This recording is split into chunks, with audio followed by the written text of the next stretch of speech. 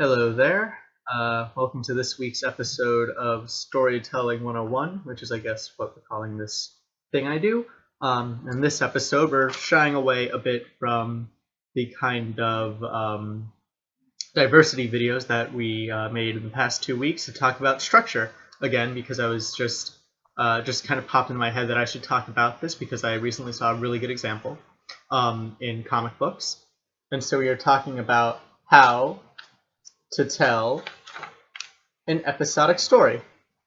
So, what do I mean by an episodic story? So, before we go on to that, I should explain that when you're telling a story in multiple parts, there are three ways that you can really go about this. The first way is anthology. In an anthology, story is when in every part there are new characters and there's a new plot. So think of something like Goosebumps, the Goosebumps series of books, as an anthology. You pick up a book and they're all related, they're all Goosebumps stories, but every story you follow new characters in a new plot. So that's an anthology. Or even something like The Twilight Zone, that old television show The Twilight Zone, that's an anthology. Every episode, new plot, new characters.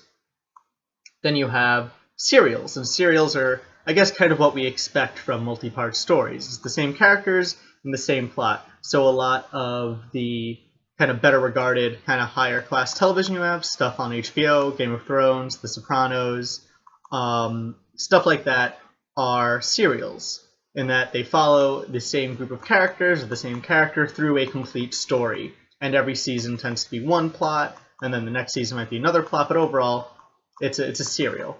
Or if you look at the podcast Serial, which tells one story in multiple parts. And the final type of multi-part storytelling is episodic storytelling. And that's when you have the same characters, you follow kind of the same characters, same setting, but every part, every episode, every issue is a new plot. Is something completely new with the same characters. So other than this kind of high-level stuff, what separates episodic storytelling from all other sorts of storytelling? And that, again, has to do with structure. So in a typical story, this is sort of what you have. You have the start of the story, and you have, the characters go along their journey and eventually reach the end, right? And over the course of the story, the characters change, and you really can't tell the same story twice, because over the course of the story, the characters have changed.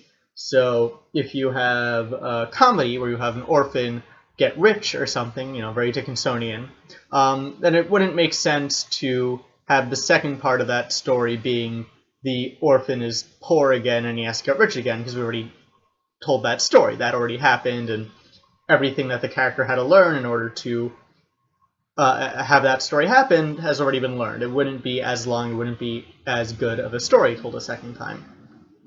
And that's the rule for most stories, is you can tell them once, and then you can't really tell them again, because the characters have changed, the settings have changed. Again, every act break is supposed to be a part in the story where there's no going back, where you have to push forward or die, essentially. And then if you die, again, no coming back from that.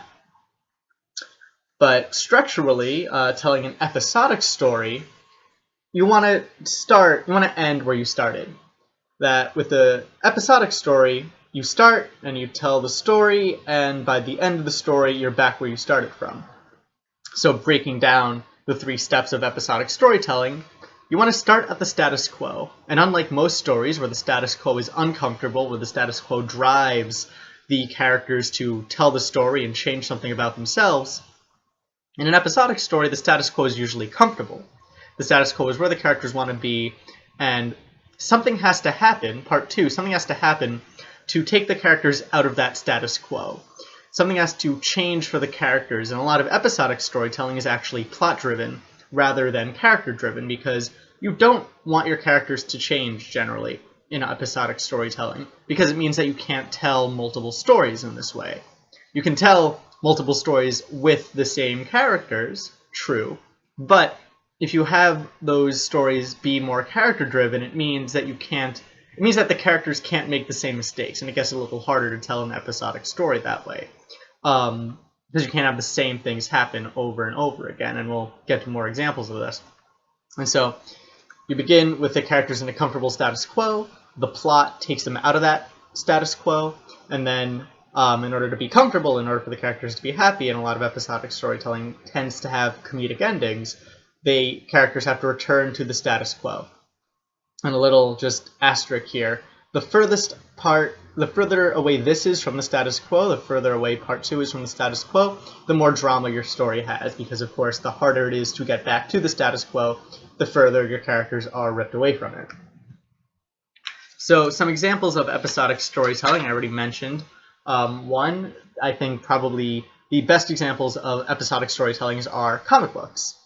Because a comic book, you're telling the same stories with the same characters for 80 years or something. So if you look at a typical Superman story, you have Superman with Metropolis, and Superman's protecting Metropolis, and everything's pretty okay, right? Then a villain attacks. Let's say Metallo attacks Metropolis. So that's already breaking the status quo. Now Superman has to stop Metallo. And of course Metallo has kryptonite, which weakens Superman, which makes it harder for Superman to stop Metallo and restore the status quo for Metropolis. But of course, at the end of every Superman story, Superman ends up defeating Metallo, and we're back to where we started, with Superman guarding Metropolis and everything being pretty much okay. And of course, in comic books, there are events. Superman can die, but he always comes back. There can be more villains introduced, there can be new characters introduced, but usually Superman doesn't change, Batman doesn't really change over the course of the story. And of course, over the years, there have been different interpretations of the characters and everything, but superheroes don't really learn lessons. There's not really a story where Batman defeats a villain, learns a lesson, and then villains don't attack Gotham anymore, or they don't attack in the same way. Batman has always stopped villains in the same way. I mean, he doesn't kill them like he did in like the first 10 issues of something of his existence, but generally, you always have Batman, you always have Superman, who are pretty static characters. You know who they are, you know what they like, you know what they do, and they do the same thing over and over and over again. And the way to tell an interesting Batman or Superman story, or comic book story at all, really, is to remove those characters further and further away from the status quo. So with Superman, it's weakening him with kryptonite. With Batman, it's, having the Joker hold Gotham City completely at ransom, and Batman can't, just punch the guy. And the key to good episodic storytelling is really dragging that conflict further and further away, and putting more and more and more obstacles, not in the way of the character succeeding, but in the character getting back to the status quo. And so another example, a more comedic example, is kind of sitcom stories. So if you look at a really classic sitcom, The Flintstones. Sorry, The Simpsons borrows from The Flintstones, which then borrows from The Honeymooners. It's all very much the same thing, very similar DNA in all three. You have Fred and Velma, and they're pretty happily married, right? They're pretty comfortable status. And then Fred gets the idea that he wants to get rich quick. So Fred comes up with a get rich quick scheme, and that, it works, it begins to work at first, and so that's separating them from the status quo. They now have money, they now have means or something. And then some hijinks ensue, so they lose all the money, and they're worse off than ever before. But eventually, by the end of the episode, they're back at home, and everything's normal, everything's as it was in the beginning of the episode. And Fred has kind of learned a lesson, but in the next episode, he'll come up with another wacky plan to do another wacky thing, probably with Barney, but, it's the same story over and over and over again, and you want to make it interesting by, again, moving as far away from the status quo as possible. And so that's kind of the basics of episodic storytelling. And if you want to read more about this, I really recommend looking up The Harmon Circle. The Harmon Circle is developed by Dan Harmon, who's famous for Community, also works on Rick and Morty, both of which are some of the best episodic television shows around right now. If you haven't seen the first three seasons of Community, I heavily recommend that, or any of Rick and Morty. Rick and Morty is one of my favorite television shows of all time, so definitely check out that. And both of those series are great at episodic storytelling because of their understanding of the structure, that there's a status quo, and the status quo is, it doesn't have to be perfect. That's there has to be something within the status quo to have the characters act. But they're really good at this episodic storytelling, making it really meaningful, which is great. And so if you're interested, the Harmon Circle is a great kind of really simple story structure that will hopefully inform you on how to tell an episodic story. But it's really not worth it for me to go over the video because it is super simple. So look it up yourself and maybe try writing a few like 8 sentences stories that once you get the Harmon circle down. So yeah, that's it. Pretty short video this week, but just a topic I kind of wanted to cover. Next week, we'll do something else. Don't know what yet. If you have any suggestions for a video I should make, please leave them down below in the comments, and I will try and address them. Any other comments, questions, anything whatsoever, feel free to leave them below too, and I will try and get to them. If you like this video, please rate it.